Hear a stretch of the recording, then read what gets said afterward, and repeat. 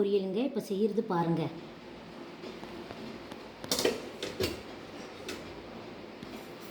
Oil கொஞ்சமாக ஊற்றிருக்கிறேங்க. கடுகு உளுத்தம் பருப்பு கொஞ்சமாக போடுறேங்க.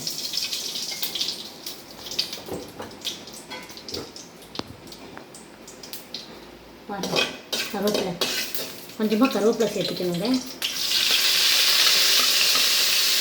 கொஞ்சம் பெரிய வெங்காயம், ஒரு வெங்காயம் போட்டால் போதுங்க.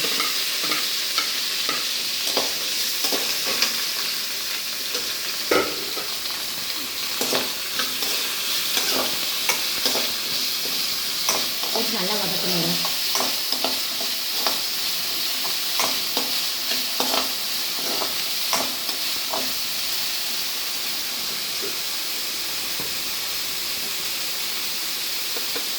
கொஞ்சமாக உப்பு சேர்த்துக்கணுங்க.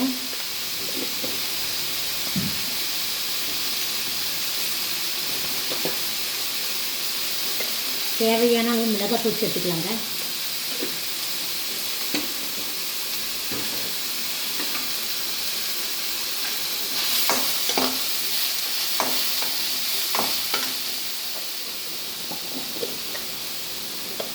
கொஞ்சமாக மஞ்சத்தூள் சேர்த்துக்கலாங்க.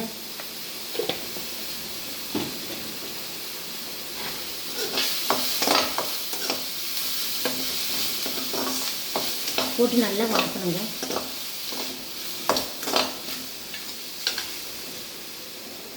சுண்டல் முதல் நாளே ஊற வச்சு நல்லா வேக வச்சு எடுத்துக்கணுங்க. வேக வச்சு எடுத்து சுண்டலை இப்போ போடுறேங்க.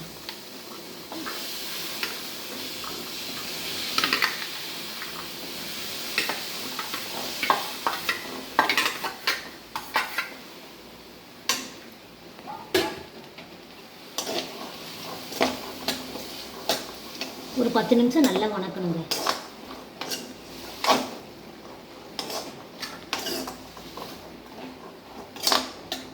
உப்பு காரம் நல்லா பிடிக்கணும்.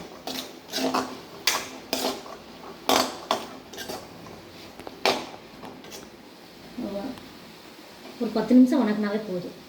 சுண்டல் வேக வச்சது தானே.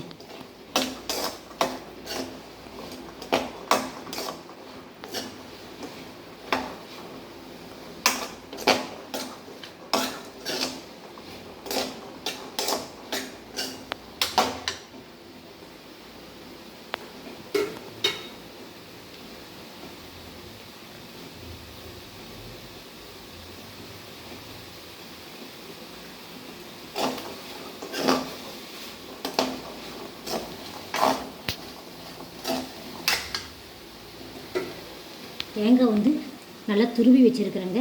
அதில் வந்து சேர்க்கணுங்க. தேங்காய் சேர்த்தனா நல்லா ருசியாக இருக்குங்க.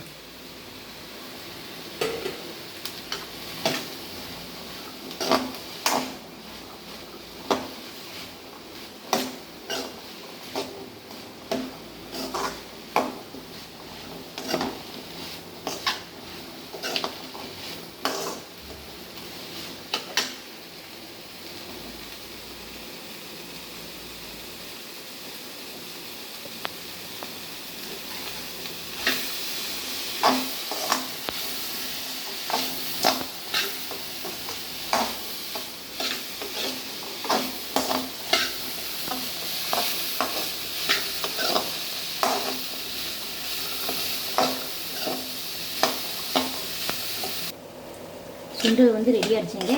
இது வரும் சாதத்துக்கு பிசைஞ்சு சாப்பிட்லாம், தயிர் சாப்பாடு சாப்பிட்லாம், ரச சாப்பாடு சாப்பிட்லாங்க. நல்லா ருசியாக இருக்குங்க சுண்டல். நீங்கள் வீட்டில் செஞ்சு பாருங்கள், நல்லாயிருக்கும். நான் செய்கிற மாதிரியே செய்யுங்க, நல்லாயிருக்கும் சாப்பிட்றதுக்கு. பாருங்கள்,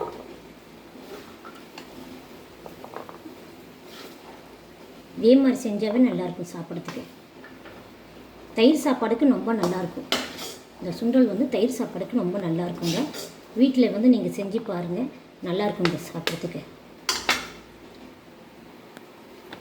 சின்ன பிள்ளைங்க சுண்டல் சாப்பிட்டா உடம்புக்கு வந்து நல்லதுங்க.